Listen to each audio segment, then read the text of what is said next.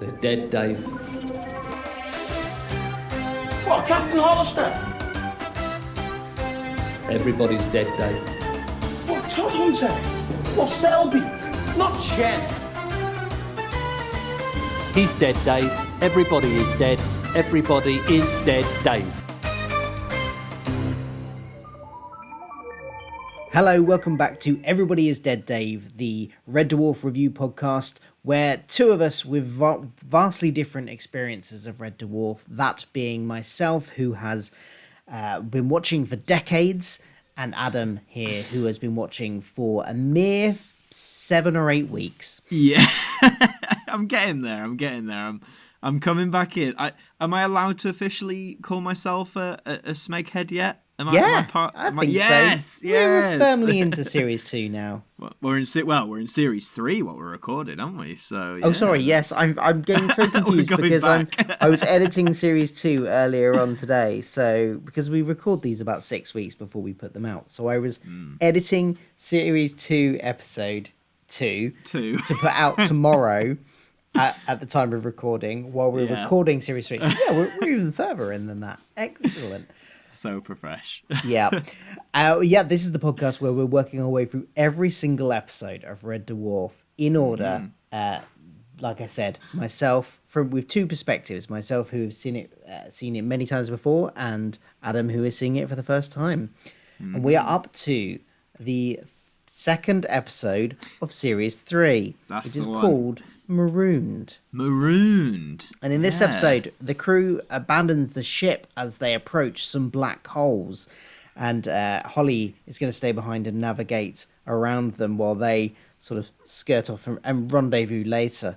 But Rimmer and Lister go off in Starbug 1, and Kat and Crichton go off in Blue Midget, and unfortunately, Rimmer and Lister find themselves crashing onto a ice planet and have to survive with no power until they are rescued. What a premise. Very cold. Yeah. It gets very cold, which of course doesn't affect Rimmer in the slightest because he's a hologram, but does affect poor Dave Lister. What are your general thoughts on this episode? It was an interesting one. I mean, we'll go through like bit by bit as we do, but yeah, this one was... There was a point in this one where I thought, it's not really like as comedic as Red Dwarf tends to me, but at that moment was when I started appreciating it in a different way. But I'll say, I'll get to that when we get to that. But I want to kick things off by saying I'm still getting used to Hattie Haybridge being Holly. That's not anything against her, because every time she pops up, even when I was typing my notes, the amount of times I typed Hilly and then had to delete it and put Holly because I'm like, She is Holly, but I have a feeling, because we discussed this last episode, that because of the fact that Norman Lovett kind of ended up leaving the show, I think at quite short notice, probably once the scripts had already been done. I think basically, I mean, for the full anecdote that I got off of the trivia section of IMDb, listen to last episode, but he basically didn't want to go to the rehearsals, so he ended up getting fired. That's the too long didn't read. Don't do that. That's not professional. Any aspiring actors out there, don't don't do that. So I think she was brought in at quite a last minute, and therefore, and I said this last week as well, all of the scripts I think were written with Norman Lovett in mind. Oh, and I think you can tell. You can absolutely tell with dialogue. And I just don't think it quite fits Hattie Haybridge's delivery in the same... It just doesn't quite work as well. And I'm hoping, and I can't remember whether or not this is true or not, but that once we get past this series, that we get them writing more for her strengths, if that makes sense. Okay, see, that's interesting, because I'd say, I still think her performance is very good, actually. I still like her doing even if they are in that style. If anything, it just made me miss Norman Lovett more. And again, that's nothing against Hattie, but I think it is because they're written, obviously, with him in mind. She delivers them very well, but my mind just instantly goes but where's Norman? Where is he? But, yeah, I still have to sort of nail in my head that she's called Holly and not Hilly. They put a sort of weird filter on her face in this episode as well. I don't know if you noticed. It was Because for like the last series, been watching too much classic Who. For the last series, they'd sort of gone with like the realism, you know, on when it was Norman Lovett. You know, there was no sort of effect. It was just his, you know, face and head. Whereas in this one, they sort of put like, I don't even know how you describe it. Sort of like it was like they turned the saturation up, and a face, it wasn't natural, if that makes sense. There was a filter there. And I just thought, I wonder why they did that. Because sort of like how Holly looked in series 1, it just didn't look very good. Yeah, I didn't notice it massively. I think I vaguely sort of... It crossed my mind briefly, but it didn't put me off at all. Or didn't, like, weigh on my mind. Yeah, no, of course. And before they... You mentioned it in the synopsis, but before they go in... before Rimmer and Lister go and crash, we get a little comment from Rimmer about Alexander the Great. Because you see, Lister, believe it or not, he told me that in a previous incarnation, I was Alexander the Great's chief eunuch.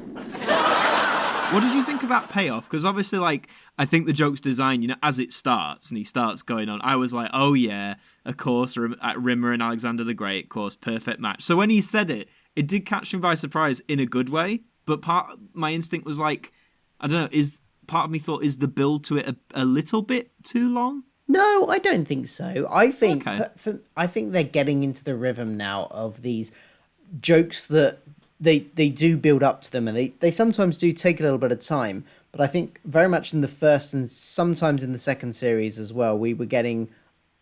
I think we both felt they went on too long a lot of the time. Yeah. But and it sounds like that's still the case for you. You still think there may be some... Because I think you said one joke last week as well, that sometimes they're going on too long. But the ones this series so far for me have gone on just about the right amount of time. Okay. I will admit, I don't feel they're as laboured as some of the ones, especially in Series 2, were towards the end. I just think, for me, and I think it just feels like it's like one line too long. One or two lines too long for me. But I still like the payoff. The chief eunuch joke I did find really funny. And I also thought, yeah, of course, Rimmer was the... You know, he was never going to be Alexander the Great, bless his heart, was he? He was always going to be the butt of the joke, as he so often is in this series, bless his heart. And also, was there there was a very sly, like, nymphomaniac joke, something about... There was. What was the line? I just made an innocuous comment. I merely voiced the rumour that McWilliams was sexually tilted in favour of sleeping with the dead. And I was like, ooh, that's a very subtle, dark joke that can escape a 15+ rating. So Yeah, there were a few jokes like that in this episode, I think. A few that verge on the risque slightly. This whole episode, I think this is one thing to say is this is very much just a Rimmer and a Lister episode. We get a little bit of Holly at the beginning.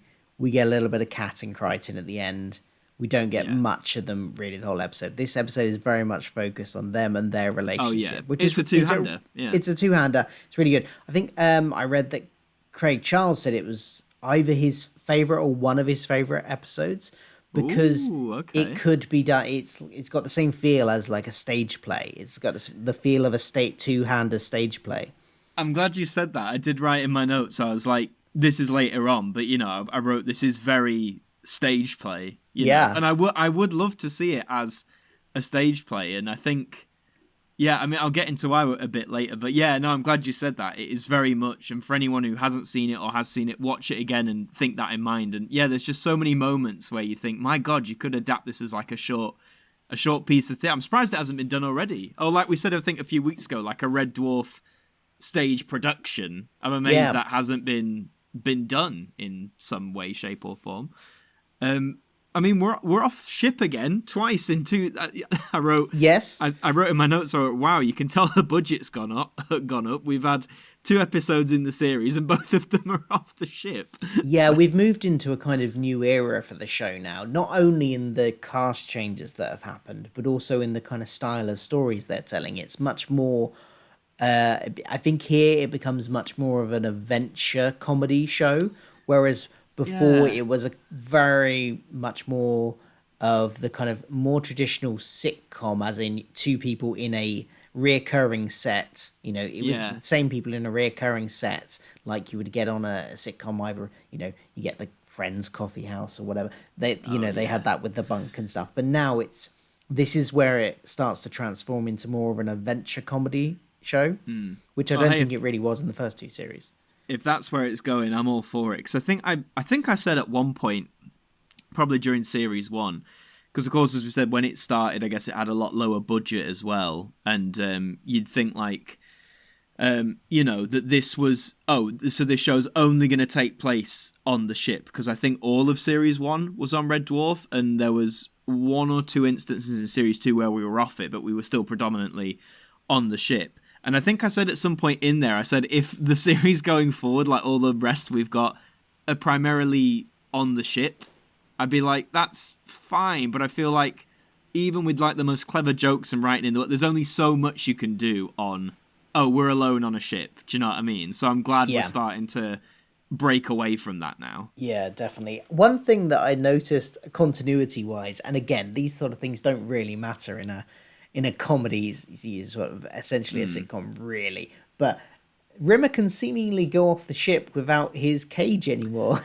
I thought this, yeah, because that was the whole with Was him it being a series hologram, 2? wasn't it? Yeah, when they were doing like they're having like a little hangout on that planet, like a little rock concert. Yeah, and Rimmer was in his cage. Yeah, he had to have a little hologram emitter cage, but now he can just go anywhere.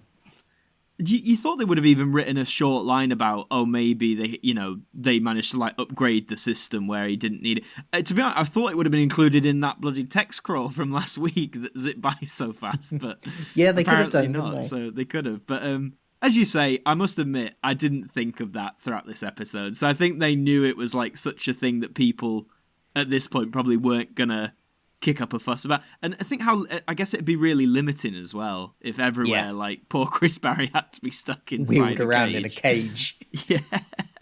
The relationship between the two of them, though, we get a bit of information about a bit more of an insight into their history as well, because there were references to, you know, their relationship and their friendship even before the accident and before they were alone and stuff. Like Rimmer buying Lister a birthday present, but borrowing the money from him to buy it, and then not even spending all of that money on the birthday present.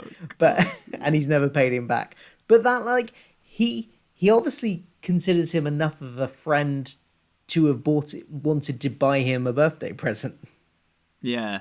I mean, that surprised me. I was like, that's cute that he bought him a birthday. I mean, obviously it soured a bit by the fact he stole the money or whatever, but yeah, I think it shows signs of, like, again, like we've said before, that despite all their bickering and banter, like, they are the classic, you know, like old married couple. Like, they do really care for each other. And I think we sort of, or at least respect each other. And there are trimmings in here where we do see that, for better or worse, as well. We get a view of the logo in universe as well on Rimmer's coat jacket, which is the thing. I think we didn't get that last week, because last week it was the first time the famous Red Dwarf logo appeared in the titles.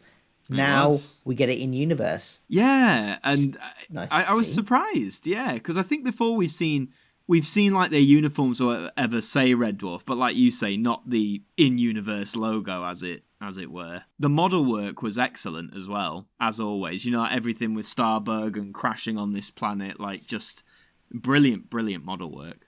Yeah, we say that so much because that is literally always the case. I don't think they've done a bad ship model work yet. The one time we had criticisms of the model work was when they used a model person to be ejected out of a ship. Yeah, but and it looked a bit ships hokey. itself.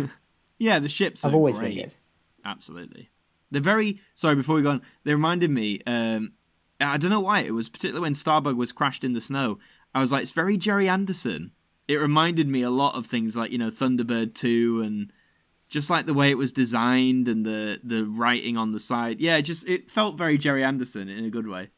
I don't know how big these original models were, really. I don't know what the scale was. They must have been working to quite a large scale, I think. Like, yeah, I was about to demonstrate with my hands, and then I realised we're on a podcast. That's not going to work. I think they're this big.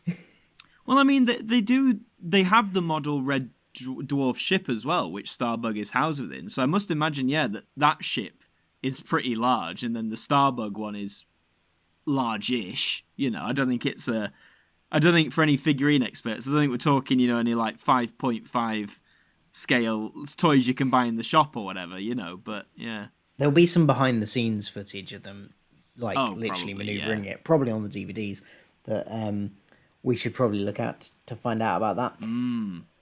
So they're crashed and they kind of, without power and without warmth, Lister's getting very cold. They've started to burn books and things to keep Lister warm. At one point, their food rations have kind of all but gone, and he's got two choices left: dog food or a pot noodle. And I love that pot noodles were still the butt of a joke even back in 1989. Because obviously he says, I'd rather have the dog food because he hates pot noodles. And this is probably me showing my age here, but I've always thought pot noodles, when I was growing up in the sorry in advance to any listener, in the early 2000s when I was growing up, pot noodles, I'm so sorry, pot noodles, I feel so old.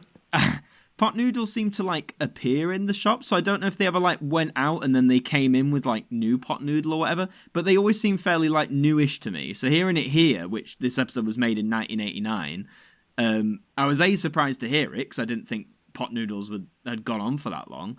But also, as I say, it made me laugh that people still took the mick out of them, even way back then. I think pot noodles have been around for a while. I remember them in the late 90s. Okay. I remember being at school and we would have, once a year we did this, all-night sponsored sports hall thing where we would spend the night in the sports hall just doing a variety of games, and we'd all take in pot noodles too, because that's what we could fill up. There was a kettle to make drinks with, but also we could make our pot noodles with it. So they've been around a while. I think they probably have a marketing blitz every so often, don't they? That's probably what you bought.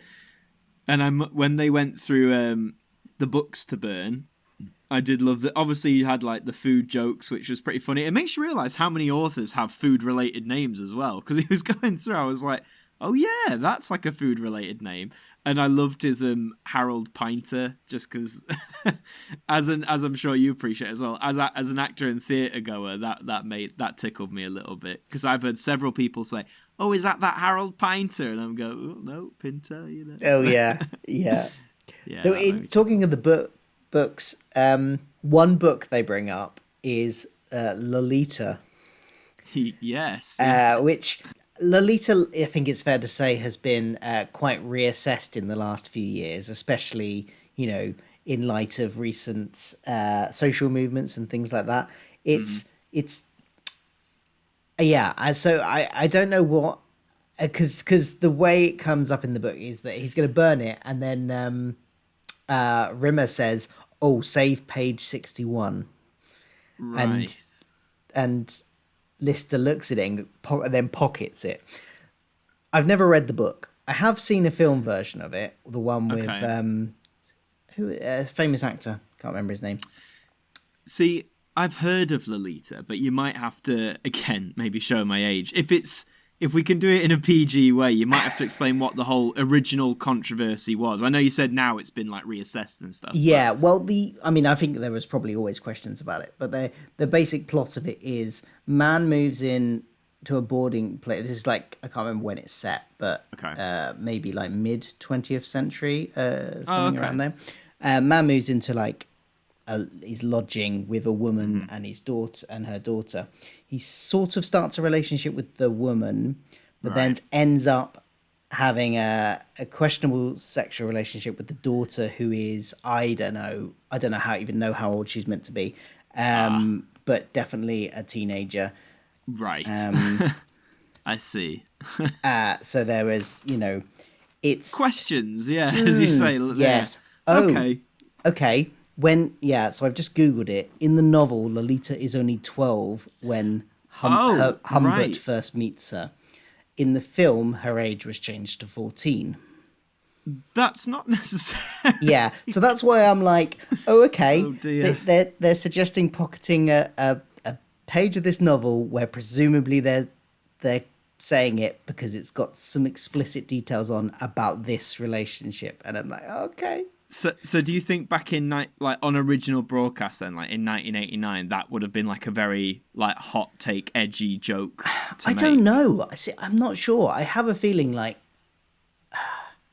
because it's one of those books that I think has like literary merit in Right. inverted commas, but then more and more recently it's been sort of questioned like, okay, this is a dodgy story.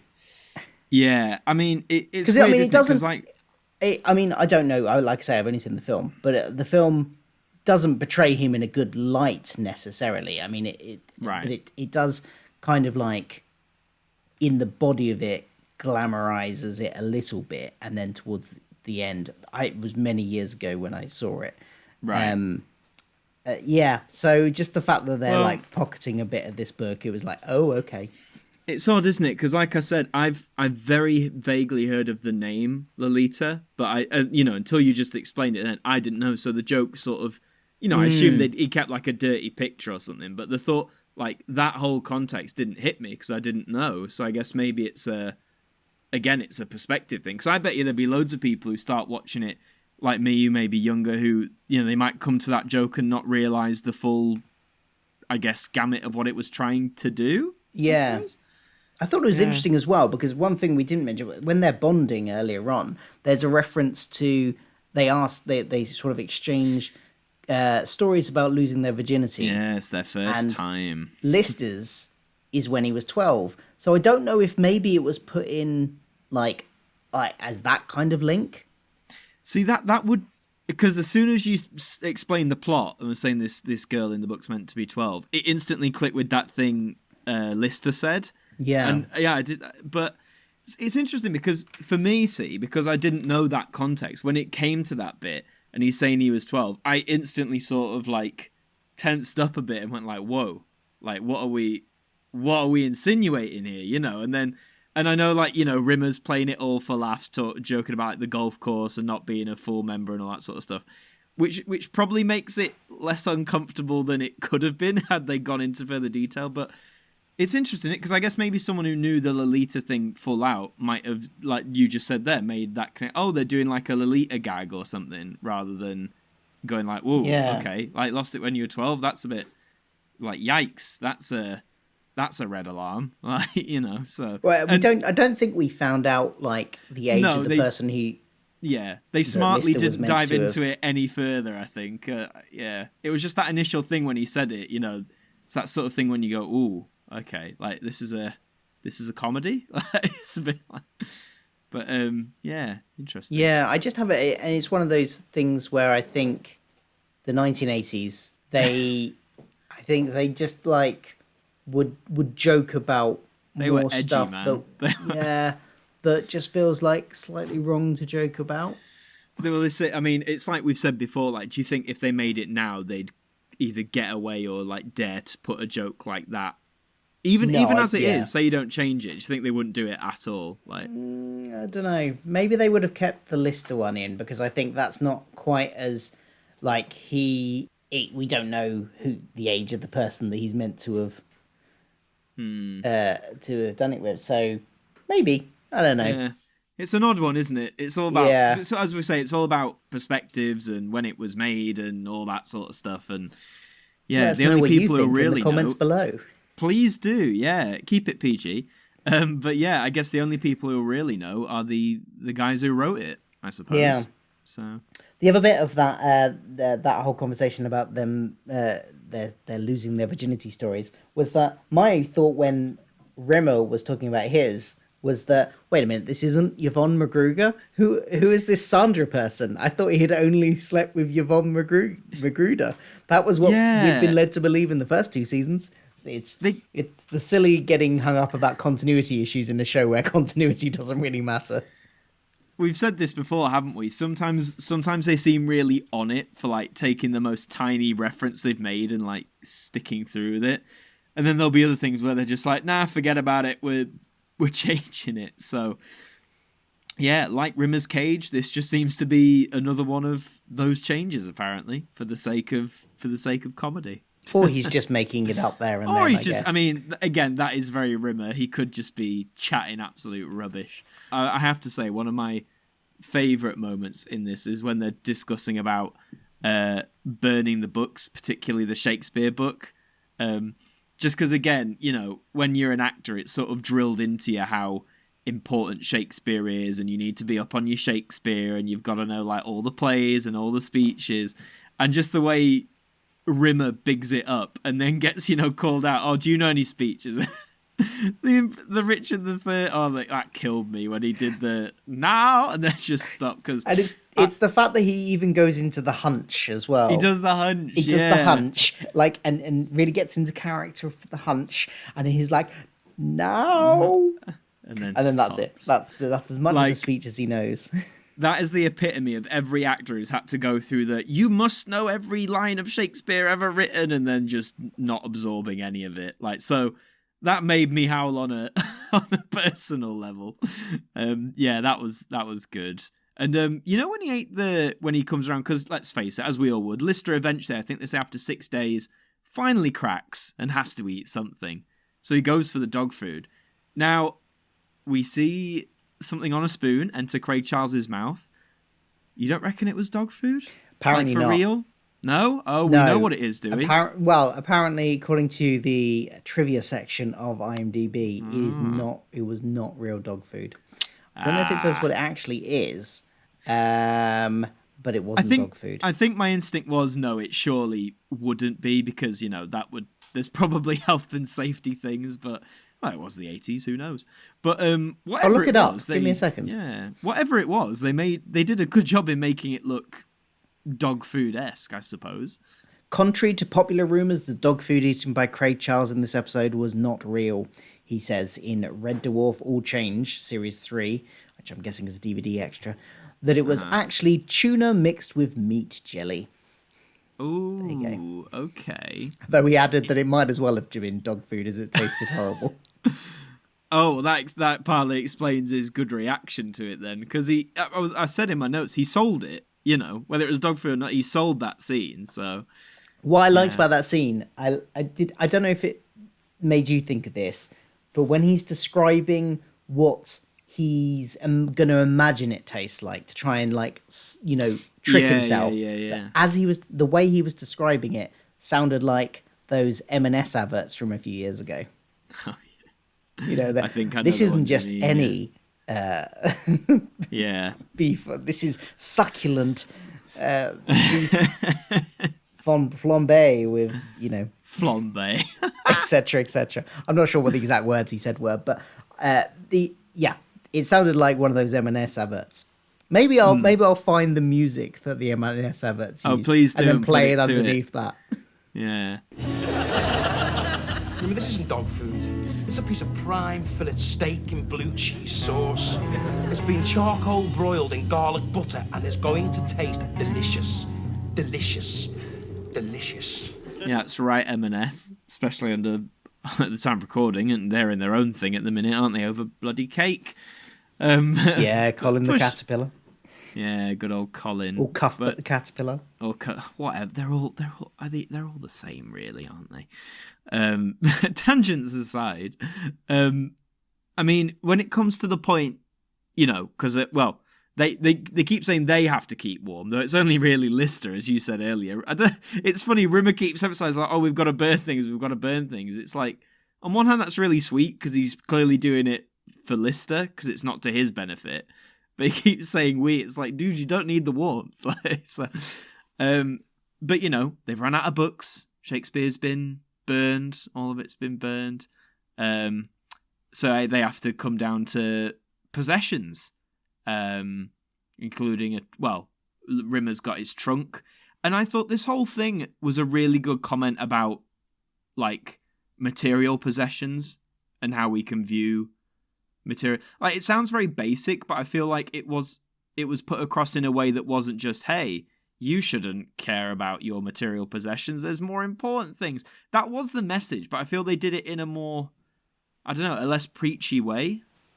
Yeah, and there was This is probably the first time this whole section, we'll get into what happened in a minute, but this whole section and how it ended was probably the first time that I have actually genuinely felt sorry for Rimmer. Like, I felt like he's the one I'm on his side. Yeah, absolutely. I mean, I think it does at first. It shows a good duality between them because they both clearly have these materialistic attachments. Rimmer's got like the trunk and his soldiers, which have a lot of sentimental value, which Lister chastises him for at first, but then as soon as his guitar gets mentioned, it's like that comedy bit's really well. He's like, oh, or is it we can just like burn anything on your guitar except my guitar, like just and it sort of shows his hypocrisy a little bit, which is especially more prevalent because it is to keep him alive, and he's he thinks Rimmer should burn Rimmer's stuff to keep him alive, but he's not willing to burn his own thing to keep to keep himself alive.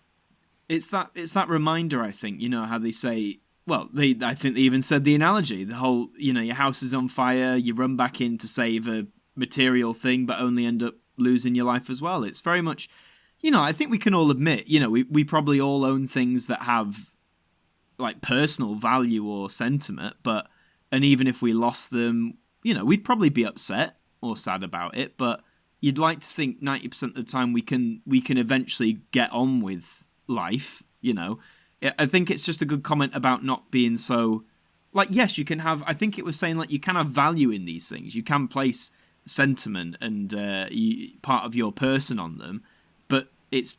The danger is getting to the point where I guess you start to become unreasonable when it concerns them in, like, a life or death situation. And I know this is in a sci-fi comedy, so I may be reading way too deep into it. But I think it's prevalent. It's that thing of... like take for anyone listening, take the most valuable material thing you own and say, right, either you burn this or you die. But if you burn it, you live. Then what? I know it's hypothetical, but I think in most cases people would burn it because they cherish life more. I don't know. Again, I might be going far too deep into it, but that is really what I got from it. I like the sort of duality it shows between how much investment into materialistic possessions can play on you, because I think it's something a lot of especially like sci-fi fans think about, because let's face it, a lot of us are collectors to some degree. We all like to dabble in the occasional thing, and I'm not saying we're all obsessed to the point where we'll like do anything for, but you know what I mean, there's probably one or two things that we all own or have gathered over the years that was really special, and if we had to lose that, we'd be pretty hard torn or pretty gutted about it. And then of course eventually Lister says he will burn the guitar, but can he have one last song on it? And the song goes on a little longer deliberately, I think, so that Rimmer gets a bit tired of hearing it and goes for a walk. He does. At which point Lister carves out a guitar-shaped hole out of Rimmer's trunk and burns that instead and hides his other one. Which is such an underhanded thing to do. Yeah, and it's a flawed plan from the start. Like, why did he think Rimmer was never going to look at the trunk again? Like, it was such a flawed plan. He was going to find out. Well, I guess he thought that he might end up dying, I guess. So it was worth it, clearly, but I don't know. Yeah, it is very unhanded. I agree. It is underhanded, and then what makes it like even worse is that Rimmer comes back, and like after they've been rescued. Because at that point they get rescued, and he's like Rimmer is praising Lister to the other two, to Kat and Crichton, going, I underestimated this man. I, judged a book by its cover, and I didn't give him the respect he deserves, but now I respect this man. And then he's like, and then Lister just comes back in after they're about to head off to the ship again, and just walks past him. And then takes the guitar from his hiding place and walks out without saying a word. And it just the look on both of their faces as he's doing that.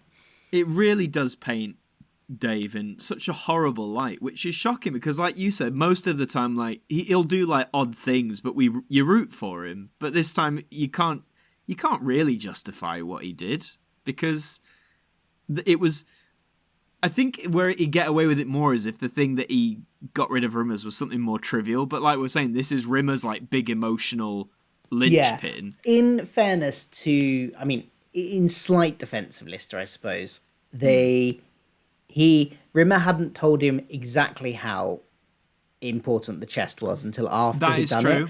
That is true. He knew it was a keepsake from his family and stuff, but he didn't go into the emotional, like, it's only once he'd come back and saw it burning and he went, I'm glad, and then he starts saying, oh, after you've given this sacrifice, I should burn my wooden models. And which he does. He does. And you can just see how bad Lister kind of feels at that moment. Yeah. I mean, it is, as you say, that's a slight defense, but it is still awful. Oh, the fact that still he awful. Manipulated his colleague and friend. And to be honest, I thought, shows how this show keeps subverting me. When he went to get the guitar, I thought he was going to get it and then just chuck it and still not say a word, but that would be like his apology. He'd just get it, throw it, and then leave. But instead, as you say, he just takes it and leaves, which is really awful. Like, to not even say so, it's a really awful thing. And of course, the final line we get is quite a funny one where he says, Crichton, get the hacksaw. I'm going to do to Lister what Alexander the Great did to me. Which means if you don't know what a eunuch is, just Google the definition or get a history book. We don't have to tell you here. But it's not particularly pleasant. Which makes me think, Phil, because we've had this before where Red Dwarf will end on like a cliffhanger or like a moment of consequence, and then the next episode will either act like it's already happened or it doesn't happen. And I feel out of all, and I know it's a comedy and comedies do it all the time where they'll end with sort of a cliffhanger, quotes, cliffhangery thing, and then they'll forget about it for the next episode. But I feel out of all of them we've had so far, this is the one I'd want to see sort of a resolution to. Because it is such a horrible thing he does. And I just feel like to sort of walk away from that with, I'm not saying he should go with his threat about the hacksaw, but I mean to go through it with sort of no consequence to their like friendship or how they interact would be, even in a comedy, I feel it'd just be a little bit of a shame. Well, that's interesting, because I didn't really view this as a cliffhanger. I was just like, this is just something he's saying in the moment of being angry, and obviously he's not going to actually jump off anything. Oh no! But I don't even expect that to be mentioned again. Oh, it was enough. just, I think it was just a funny line to end on. Oh, it was a funny line to end on. I think sometimes I have to sort of tear away from myself that, like, because this show, even though it's comedy, it has its, as we've said before, like slower, more like dramatic moments where, especially in the episode when they're just like talking about material possessions and stuff, like they inject comedy into it. But there are moments when I have to remind myself, like, this is not strictly a drama, so it will not have those like drama tropes of carrying threads on or necessarily acting on consequences after. And you're probably right. I mean, next week I'll probably say, yeah, they didn't talk about that, and I won't hold it against it too personally. I think it's just that mindset where I'd like to see some sort of shift, not forever, but even just for one episode. But I don't, it probably won't happen. So we'll see. We'll see. Yeah, we'll see. What did you have a funniest moment of the episode?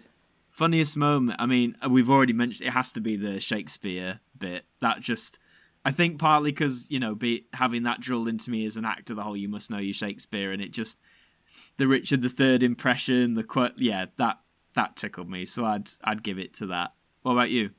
I think that I wrote down several and I was trying to pick between them. There were quite a good few moments which had me laughing out loud this week.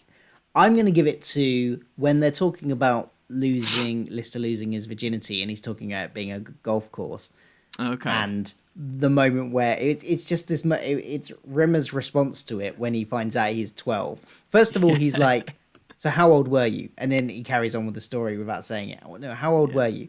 And he was like, and then I took my skateboard. He was like, your skateboard? How old were you? But then when he says he's 12 and he goes, 12? You can't have been a full member of the golf club then. it's just the way he says that. I think we've said before, haven't we? The way, like, the way Chris Barry does like facial expressions is he gets it spot on every time. Like whether it's minimal or big, it's a great response. Absolutely. And we also usually pick a favourite character, but to be honest, I don't think I can pick between these two in this episode. They're both so good. Yeah. And I mean, obviously, it's not going to be anybody else because nobody else was like hardly anybody else was really in it. Yeah. But yeah. We'll give it to both of them. Why not? Would you do that as well? Should we give I'll give it to them? both of them. Yeah. Okay. My alternative one was to see who you gave it to and give it to the other one. So pipped you to the post, but yeah, no, definitely, I'd happily give it to both of them. And, yeah. You know, it'd be great to see a stage version. Like we said, it'd be cool. Yeah. What about ranking? How many scutters out of 10 would you give this episode? Ranking, I would give it a. Oh, I've got two in my head. Come on, Adam, make a decision. Okay, I'm gonna give it 7.5. You know. Ah, okay. Only because it didn't make me laugh as much as I thought, but I appreciate that in this episode all the time that might not have been the point. I just think, again, maybe I'm being too harsh because, as I've said, a lot of the moments made me think more of a drama. This felt more like a drama on the whole rather than a comedy, like a drama with funny lines rather than a comedy with like one dramatic line here and there, if that makes sense. Yeah, and I just wish there'd been more of it, I suppose. I wish, and again, the whole thing I mentioned about consequences. So bear in mind, listeners, my ranking is very much based on, I think I am thinking in drama terms, which might be a bit unfair, but I'm gonna stick by it. Those two are brilliant, though. Most of the points go to Craig Charles and Chris Barry for just selling it. So yeah. Yeah, I will give it. I think I'm going to give it an 8. I did. Okay. I really liked. I thought it was good at to focus on those two. The focus on those two characters was done really well, and it is good to see. Where I am slightly disappointed is more the placement of this episode in the series, which interesting. Yeah, because we are in a situation where we're only 2 episodes into a series which has introduced effectively 2 new characters. We've got Crichton, although we've had him before, but it's played by a new actor, and we've got a new version of Holly, and we have spent almost no time with them in those 2 episodes. I did think that, yeah. And I just think that they needed to have more of a focus here in this episode on them, and they're just kind of not in it. So I'm a bit disappointed about that, and that kind of loses its points for me. I mean, but this episode, if it had been later on in the season and exactly the same, I think would be fine. So it feels a little bit unfair because it's not the episode's fault itself, it's just more its placement, because you don't need to have a full focus on the whole cast every time, but it's because we haven't seen very much of them at all. You're right. For an episode 2, this feels like a weird one to do. This is more like, I guess, like a penultimate episode, maybe like an episode 5. Yeah. But it was good, and I enjoyed seeing how their relationship is tested by this. They've all got a kind of rivalry anyway, and seeing that played out in this really claustrophobic, confined space. I mean, the whole show, the basic premise of the show is kind of these 2 people being thrown together to just put up with each other.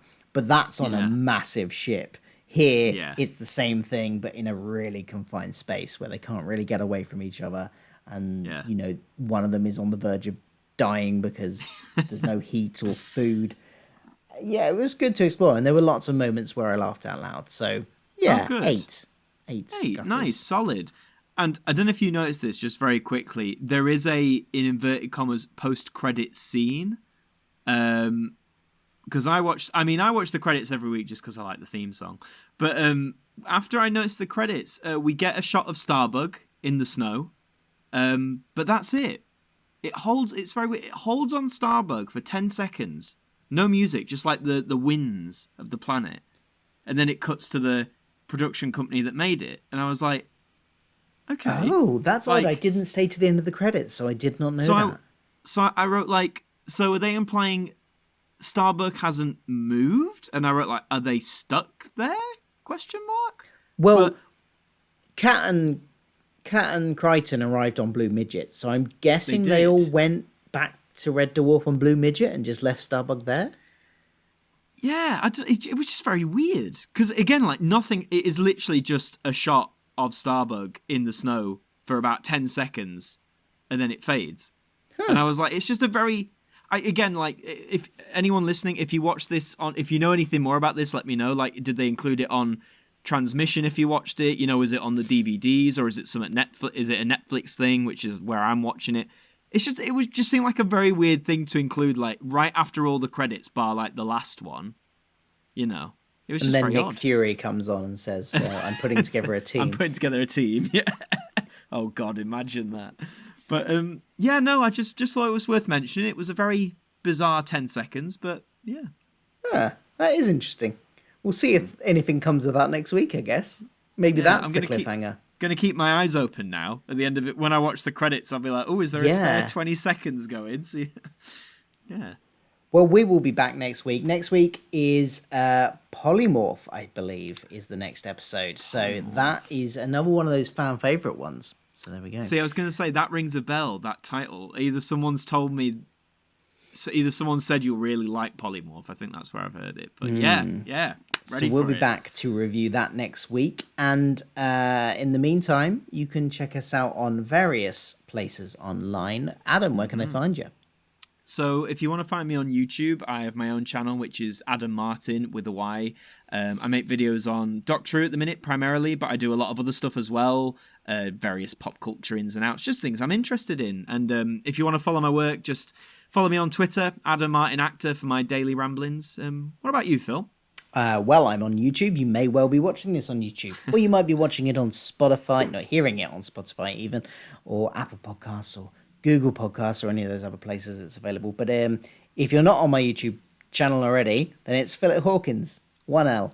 It's nice and easy to find. Well, apart from the fact that there's lots of Philip Hawkinses. There's a film director called Philip Hawkins who I follow on Twitter just because he shares the same name as me. Or you can find me on Twitter, which is IUDEX_Phil, where I also tweet about Doctor Who a lot and other stuff. Oh, well, my YouTube channel is not all Red Dwarf and Doctor Who. You know, MCU and other pop culture things I enjoy as well. Well, then, I guess we will see. Oh, you know what we haven't done for a while? Hell, let's do it. I didn't pre-warn you about this, but... No, let's do it. What would Dave Lister do? This is our semi-regular feature about what would Dave Lister do in certain real-world situations.